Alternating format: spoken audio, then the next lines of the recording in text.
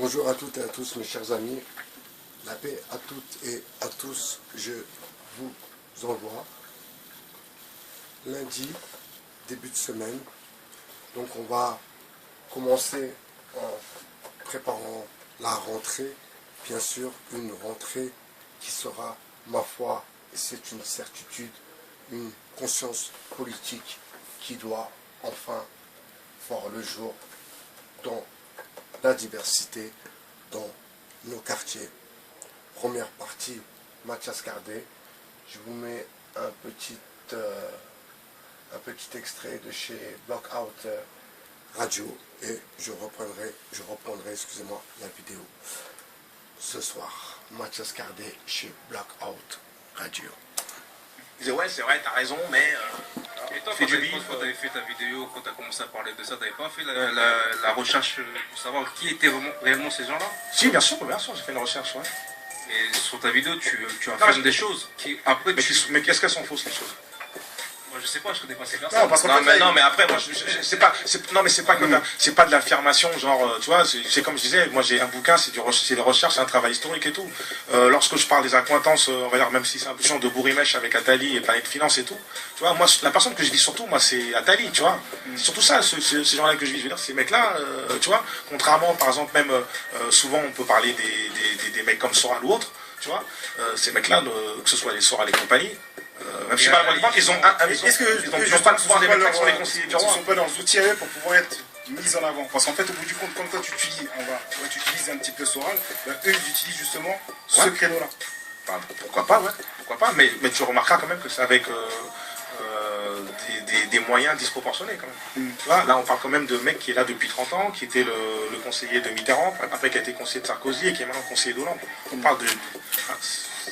tu vois, sans être complotiste, on parle des maîtres du monde. T'es pas fliqué toi, t'es pas si, toi. Mais si, on a eu des... alors en parallèle, parce qu'il faut quand même raconter, c'est des soucis de fou, c'est des contrôles fiscaux de fou, des plaintes en pagaille par la LICRA et compagnie, c'est des trucs de malade, tu vois, c'est des calomnies dans les écoles de mes enfants, tu vois, c'est des trucs ça. Je me permets de te poser une question. Ouais. Es-tu Charlie? Tu réponds ou tu réponds pas? Mais je peux pas être Charlie, frère. Mais justifie parce que attention, ça peut être. Non, je suis pas Charlie, mais c'est pas parce que je suis Charlie que je suis Koulibaly, tu vois. Mais on a le droit de pas être Charlie quand même, tu vois. Est-ce qu'avant cet événement-là, est-ce que tu avais déjà acheté un Charlie Hebdo? Non, mais je connaissais Charlie Hebdo. Je savais que c'était des gens qui étaient quand même dans une logique de guerre silencieuse. Mais une guerre quand même de laïcarde contre la religion musulmane et la religion catholique. Et tu sais que c'est un magazine de gauchistes en plus. Ouais, enfin, je suis même pas sûr que c'est un magazine de gauchiste. Je pense que même quand tu regardes d'ailleurs que c'est un mec comme Philippe Val, c'est des gens qui sont quand même proches d'Israël et qui sont quand même d'extrême droite israélienne, tu vois. Donc, ce qui est marrant, c'est que quand t'as Charlie, les gens qui représentent Charlie, ils se cachent derrière la laïcité, tu vois. Et en vérité, la laïcité, c'est quoi? C'est une religion sans Dieu, tu vois. Donc eux, ils ont leur truc pour les protéger, ça veut dire que nous, on a le droit au blasphème. Tu vois. Donc ça veut dire que nous, religion sans Dieu, on a le droit d'insulter les musulmans et les catholiques. Par contre, vous, quand vous répondez, on insulte, hein, on a des armes, tout de suite, incitation à la haine. C'est des mecs qui ont leur loi, la loi maçonnique, qui se protègent avec. Et voilà. Mais moi, je suis pas Charlie du tout. Ok, on revient après ça. Néo musique, il s'est dit des choses en off qu'on peut pas dire devant. Ah ouais. On peut pas dire devant. Mais en tout cas, on est toujours là avec monsieur Mathias Cardé, l'effroyable imposture du rap. Toi, ton ennemi juré, apparemment, c'était Jam. Tu m'as dit. Ouais, carrément, ouais. Carrément, ouais. Ah ouais, pour de vrai, ouais. Ah. Ouais, ouais. C'est quoi les antifas? Moi, je pense qu'à un moment donné, j'étais plus leur ennemi que moi, que eux. Non, mais les miens. T'as employé un terme les antifas, c'est un groupement politique qui se dit clairement antifasciste pour lutter par opposition au fascisme, mais c'est des gens qui prônent la lutte armée, qui ont la conscience politique, voilà, et qui sont dans une guerre frontale face à ceux qu'ils estiment les fascistes. Donc moi sur ça, je suis d'accord. Le problème c'est qu'ils ont tendance à traiter de fascistes des fois des personnes qui ne le sont pas, tu vois. Tout ça c'est trop politique pour moi. Moi je suis là pour parler de musique. Pourquoi Def Jam c'est ton ennemi? Def Jam, ça devrait être même l'ennemi de tous les tous les gens de bonne volonté des quartiers populaires. Alors, regardez, moi je dis juste, regardez les clips. Qui c'est qui stigmatise nos sœurs, nos darons, tu vois? Est-ce qu'on est obligé à chaque fois? Est-ce qu'on est obligé à chaque fois? Tant que tu reviens là-dessus, Mais c'est obligé. mais c'est pas Def Jam qui fait ça, c'est le mec qui rappe qui fait ça. Non, mais vas-y. mais non, je suis pas d'accord, parce Quelle qu'il faut innocence. toujours un noir, un rouge pour faire ça le boulot. Def Jam, c'est une idéologie. Et Def Jam, c'est une C'est qui idéologie. tu blâmes? C'est pas Def Jam que tu blâmes, mais c'est l'artiste que tu Non, blâmes. parce que c'est lui qui valide aussi. Il valide. Qui valide, qui est assez Je blâme un petit peu l'artiste, mais bon, t'as vu, on vient tous de loin, nos parents viennent de loin. Après, des fois, on propose un paquet d'oseille, on propose des trucs. Qui peut dire que ouais, je dis non, je dis ça, tu vois? Moi, je préfère parler, au lieu de stigmatiser toujours, de parler des mecs, parce qu'on a vraiment l'impression à chaque fois que je m'acharne sur des mecs, qui ça se trouve, on me dit à ta place, tu aurais fait la même chose. Donc au bout d'un moment... C'est ce que moi a dit par rapport à... Ah ouais, on en parle, ouais. Donc, mais moi, je préfère parler de ceux qui proposent, tu vois, les idéologues. Parce que les idéologues, je te dis, depuis 30 ans, 40 ans, ils trouveront toujours un noir ou un rebeu collabo pour faire le sale boulot. Mais ça, c'est le Mais noir. là, il est en train de traiter Omar de collabo, là, quand même. Non, Omar c'est pas un... Oui, carrément, ouais. Ah, oui, bien sûr, carrément, même. Ouais, c'est un collabo. Bah, c'est un collabo, quand même, tu vois. Et en plus, c'est un mec qui va se réfugier derrière le chantage au communautarisme. En disant, ouais, mais moi, ce qui me fait chier, c'est que c'est un Renoir qui me critique, tu vois. Mais en même temps, tu sais, je défends pas Omar. Mais la plupart du temps, quand c'est comme ça, c'est toujours... Ça veut dire que comme On se marche entre nous. Ouais, mais On se marche entre nous, il n'y a personne pour pousser Ouais, mais un frère... Ouais, mais donc ça veut dire que, est-ce que toi tu t'estimes que, est-ce que toi tu te sens, parce que Caris il est noir, je parle de Caris, mais si on représente... Demande à tout le monde, moi j'écoute pas Caris. Non mais voilà, mais c'est Moi, j'aime bien. Moi, j'aime bien ce style sauvage. Mais c'est ce que je dis. Moi je dis c'est pas parce qu'un mec est noir, il y a un frérot qui l'a dit là tout à l'heure, c'est pas parce qu'un mec est noir qu'on va forcément le valider. Ah, ça, c'est tu clair. vois. Ouais, c'est Après c'est quoi ce chantage là, tu vois? Après si on va commencer à faire un peu de la politique africaine, tu vois, Compaoré il est noir, hein. Tu vois, donc si bon après tu sais au pays, en Afrique, tout ça, il y a quand même des vols, des viols, des trucs entre noirs, ça ne veut rien dire ce truc là. Je dis simplement se cacher, dire que comme c'est des Renois, on peut rien dire sur des Renois qui stigmatisent des Renois, ça c'est du chantage au communautarisme. Moi je dis simplement que Omar, c'est des mecs, pour moi c'est des nègres de maisons de disques qui sont payés par des patrons de maisons de disques pour faire le sale boulot. Comme ça a été le cas pour Puff Daddy, comme ça a été le cas pour à l'époque pour c'est ce que les mecs ils font, alors qu'ils prennent ils sont derrière. Évidemment, si Chulvanich il arrive, tu vois, on voit Chulvanich il arrive, et tu vas dire ouais c'est bien que les négros sortent du zoo. On va dire mais toi, il t'arrive quoi? On va te baiser ta mère, toi, tu parles comme ça.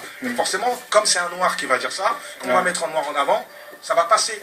Ou un rebeu, ça va passer. Donc c'est ça leur truc. Ça revient toujours à ce que je te dis depuis le début. Pourquoi, à toi Mathias Cardé, pourquoi aujourd'hui tu ne montes pas ton propre label? Ouais, moi, selon tes règles à toi. Ouais. Comme ça, tu pourras pas dire que ouais, il y a. Non, je dis pas. des coups de bâton derrière pour faire ceci. Je dis pas le contraire.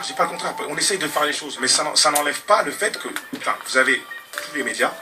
Vous avez les médias, vous avez les espaces publics, vous avez la télé, vous avez le truc. Même l'autre, Omar. Donc on peut rien dire en plus. Regarde, je vais te couper tout court. Nous, à la base, on voulait faire des émissions. On nous a toujours barrés. Ouais, vous êtes Qu'est-ce qu'on a dit? Notre propre truc. Ouais. Aujourd'hui, tu es là, tu es venu toi-même à l'émission parce qu'on l'a fait de nous-mêmes. Bien sûr. C'est-à-dire qu'on n'a pas attendu qu'un mec nous fasse ceci, cela. Ouais, on l'a fait de nous-mêmes. D'accord. Mais moi je dis simplement, toi demain tu es à la maison. Est-ce que c'est parce que toi tu es en sécurité que tu vas t'en foutre qu'à côté il y a un appartement qui est en feu? Jamais d'avis. Voilà. Donc ça veut dire que même si dans ta maison tu as fait ta petite maison là, tu vois, tu as fait ta petite maison que tu vis dedans, quand tu regardes à côté, que tu vois le building, il est en feu avec des frères qui sont, pour moi c'est de l'allégorie, hein. Tu vois, avec un building où tu vois des frères, des sœurs, des gens des quartiers même, tu vois, des quartiers populaires qui sont en train de brûler, au bout d'un moment, tu es obligé de réagir.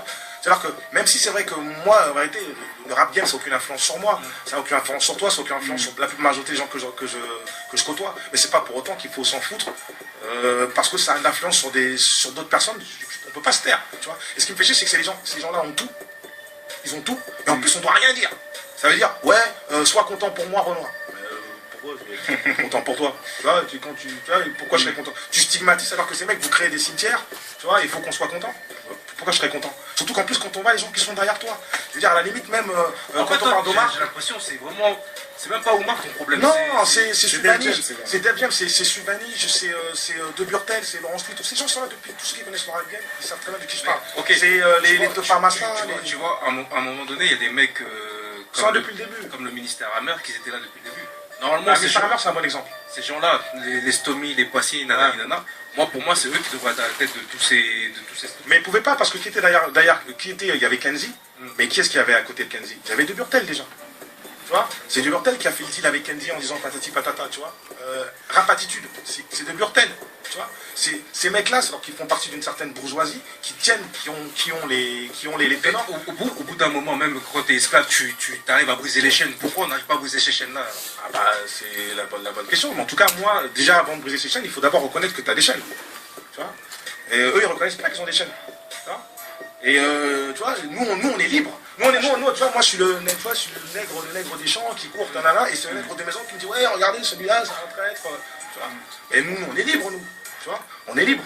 Tu vois, et c'est pas parce on peut marcher avec Sora et Tartampion, nanana, on est libre. Personne va nous on vient de loin. On a des, tu vois, on a des racines, on a des valeurs. Personne va nous détourner du combat. Que tu sois blanc, noir, jaune, orange, vert, tu vois. Et nous, on est libre. Mais vous n'êtes pas libre. C'est vos maîtres. Et en plus, il s'avère que comme par hasard, dans vos morceaux, vous racontez tout. Vous pouvez critiquer n'importe quoi. Il y a des sujets, on vous entend jamais. Déjà. Pourquoi on n'entend jamais sur ces sujets-là? Si vous êtes des oufs. Les ça, tu parles. je sais pas, même demande-leur, est-ce que, je prétends, tu vas jamais entendre un mec dire un truc sur Charlie. Ils vont tous faire des hashtags, je suis Charlie, je suis Charlie, je suis Charlie, je suis Charlie, je suis Charlie, je suis Nard, tu vois.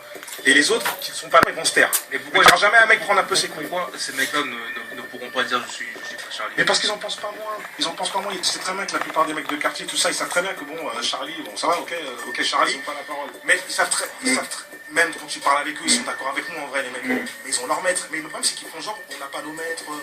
Ouais, moi, au Mardinho, on fait nos choses, on a fait notre oseille. Arrête, frère. Ça, c'est très bien que t'es enchaîné. En tout cas, si tu veux pas l'admettre, arrête de vendre aux gens, aux gens des quartiers que c'est comme ça. Tu sais très bien que c'est pas le cas. Et nous dis pas d'être fier de toi parce que tu gagnes de l'oseille. Franchement, j'aimerais bien qu'on fasse un débat un jour parce que chacun parle de Ils son ont tout côté. à perdre. Pourquoi il va faire un débat? Pourquoi il va faire un débat avec moi? Aujourd'hui, t'es bienvenu ici, t'as bien. Ouais, mais on a bien. Mais il y a tout à perdre. Ils ont des places. Moi, ils vont me dire que je suis un schlag, rageux, tout ça. Eux, ils ont tout à perdre. Eux, ils ont tout. Nous, on n'a rien, nous. Tu vois, on a que ça, mais ils ont tout, eux. Donc, tu vois, tu vois que les B2O, tout ça, B2O, il parlera jamais de moi. Tu sais, le jour où il va dire mon nom, les gens vont commencer à regarder un petit peu son truc, tu vois, et puis c'est fini. Donc, c'est les mecs-là, ils ont mieux vaut ignorer ces mecs-là. C'est des rageux, ils sont en reste, c'est ça leur truc. Reste en chien, vous êtes des trucs. Tu vois, alors que nous, moi je prétends que je parle au nom de la majorité silencieuse, nos parents, des religieux, les tarons, les éducateurs. Tout le monde pense comme moi. Tu vois, il y a le frère qui tout ça, les éducateurs sportifs et tout et compagnie, des mecs qui font des choses. Ils savent très bien, tu vois, où sont les vraies valeurs. Les vraies valeurs, c'est pas avec des gros culs, des trucs, tu vois. C'est vrai que c'est ça. Donc en plus, c'est nous détourner de ça, en fait. Nous détourner des vraies valeurs, des vraies choses, avec des trucs du matérialisme de... Tu vois, où t'as l'impression que c'est des gigantesques... On est désolé, mais là, on a pris grave du temps. Je suis désolé. Ils sont désolés parce que, en fait, le débat commence à prendre un discours un peu politique.